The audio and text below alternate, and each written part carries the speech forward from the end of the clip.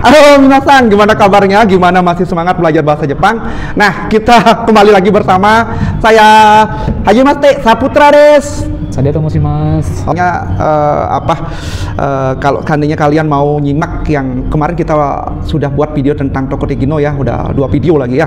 Nah, sekarang saya mau tanya gitu ya, apa yang di Bali itu sangat berbeda dengan yang di Jepang. Yang pertama katanya budaya, seperti apa sih? Budayanya di sana itu sangat dari segi budaya cara berbicaranya ada aturannya, ngomong sama yang lebih tinggi ada caranya, ngomong sama yang lebih rendah ada caranya, yang lebih sedang ada caranya gitu. Dan juga lebih ke budayanya bukan budaya kayak di sana itu nggak ada agama itu, jarang ada yang mengenal agama. Kayak kita di Bali, di Indonesia kan ada banyak agama, di sana ada agama tapi nggak terlalu banyak. Dan juga orang Jepang itu kebanyakan nggak menganut agama, seperti itu budayanya. Katanya nggak menganut agama ya. Karena mungkin dia bilang nggak penting mungkin bagi orang sana ya. Gitu, seperti itu. Oke. Kemudian yang kedua katanya disiplin. Nah, seperti apa sih yang artinya kamu alami yang di Bali atau yang di Indonesia itu dengan yang sangat berbeda yang di Jepang atau disiplinnya, bisa cerita nggak? Sama itu disiplin waktu. Disiplin waktu itu memang orang Jepang itu sangat disiplin dalam artian yang ngaret itu juga ada kan istilahnya, tapi yang banyak kan disiplin kayak jam 3 harus kumpul jam 3. Yang disuruh lah 5 menit sebelum kita kerja itu udah harus ada di sana, harus disiapin apa kayak yang kita gini harus disiapin seperti itu. Terus tuh disiplin disiplin kebersihan juga kan, disiplin buang sampah, mereka itu konsisten itu dipisah sampah plastik, sampah botol itu dipisah semuanya. Makanya dari segi disiplinnya itu memang kayak dan disiplinnya itulah timbullah lingkungan yang bersih gitu. Tanggung jawabnya mereka itu sangat tinggi lah gitu, kayak gitulah seperti itu disiplinnya. Oke. Katanya disiplin dari buang sampahnya aja harus sudah disiplin. Kalau kalinya kalian mau ke Jepang gitu tapi masih buang sampah sembarangan harusnya gimana? Dan juga yang saya takut itu kayak di tempat umum itu jarang ada sampah. Oh, terus buang sampahnya gimana dong? Dibawa pulang. Iya, dibawa pulang itu. Kayak kalau di tempat-tempat umum kayak di Dohang Baiki itu tempat penjualan otomatis itu ada sampahnya. Kalau kayak daerah Tokyo itu saya kemarin liburan ke Tokyo, ke Tokyo sama mana pokoknya WC itu susah sekali diakses. Toilet susah, tempat sampah susah, harus kita bawa pulang sampahnya itu. Kalau toilet susah nih. Ya susah. Kalau pingin harus cari kombini lagi. Oh, katanya kalau titik-titik mat gitu, cari itu katanya. Ya. Di luar tuh memang jarang ada, harus di dalam kereta, di Eki itu namanya stasiun ada gitu. Makanya kalau kebelet ya harus nyari dulu gitu. Nggak kayak di sini kan gampang kan, bisa minjem gitu kan. Kalau di sana bisa juga sembarangan di bawah pohon. Karena nggak boleh sampah nggak boleh dibersihin. Oke, berikutnya tentang servis, katanya servis apa sih yang servis di Indonesia yang dimaksud itu seperti apa, terus yang di Jepang tuh seperti apa? Servis itu kan spesialnya pelayanan ya. Pelayanan publiknya memang sangat luar biasa orang Jepang. Seperti contohnya saya kemarin kan narik uang nih, mau istilahnya mau setor uang KTM, nggak bisa masuk uangnya itu, error, tapi uangnya udah diambil. Pas itu saya mau bikin m-banking waktu kan, tak kira udah masuk uangnya KTM, ternyata belum, gitu. Ditanyain lah, Sadia ya gitu, iya ya, dia tuh kayak bersyukur sekali itu, bahwa uang yang tadi disetorin itu belum masuk gitu, kayak sampai segitunya gitu. Uangnya nggak banyak saya yang masuk, cuma sekitar berapa ya, sekitar 100.000-an kalau dikrusit ke Indonesia itu segitulah. Ya kalau menurut di Jepang itu nggak terlalu banyak sih nominal, tapi ketulusannya mereka itu membantu sampai selesainya itu patut gini, kayak dijelasin bahwa ini gini gitu, karena berarti mungkin mesinnya rusak tadi gitu. Dan juga 1 yen pun ketinggalan itu dikembaliin sama mereka gitu, 1 yen. Nggak mau mereka kayak di Indonesia kan bisa lah, ini mau nggak ada kembalian, itu diganti pakai permen, nggak boleh gitu. Siapa yang belanja nggak ada kembalian, dikembaliin pakai permen, nanti pas bayar ya pakai permen juga, bisa nggak? Iya, kalau di sana nggak bisa. Servisnya juga pelayanannya kayak benar-benar kayak kita itu dihormati sebagai customer gitu loh.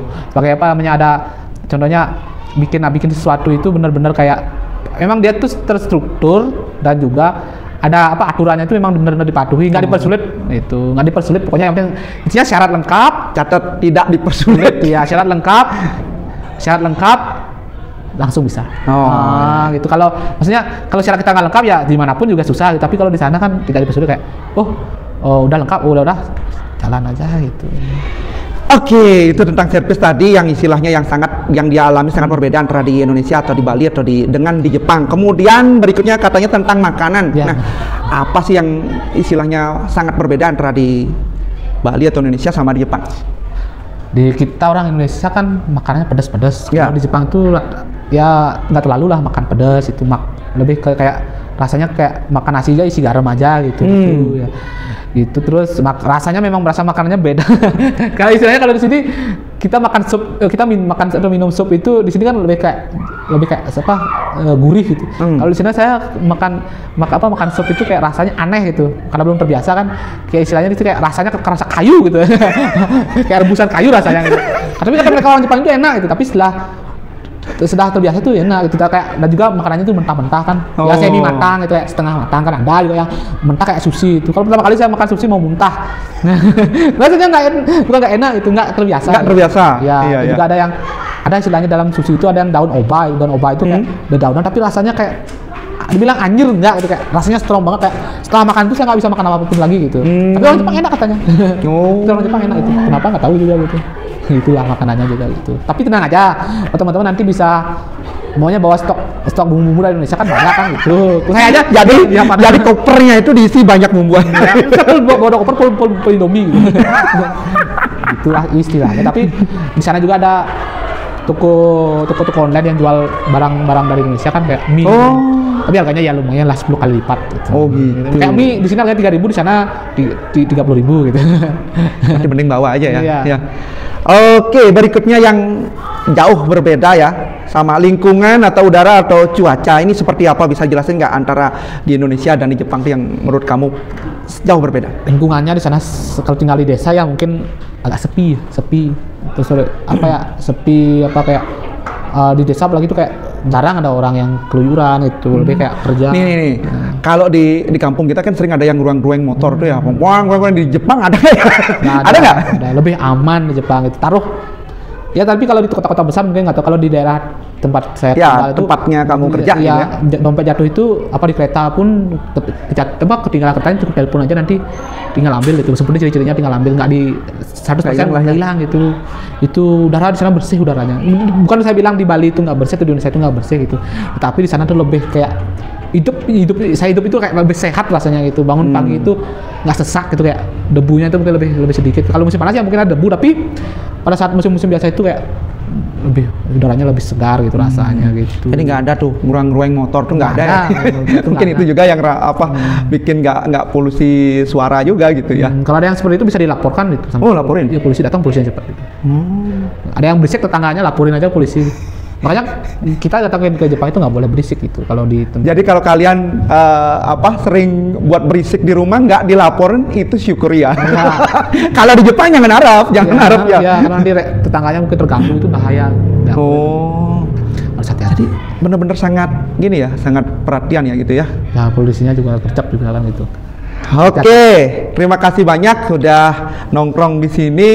Itu tadi yang menurut dia itu yang sangat berbeda antara di Indonesia dan di Jepang atau khususnya Bali.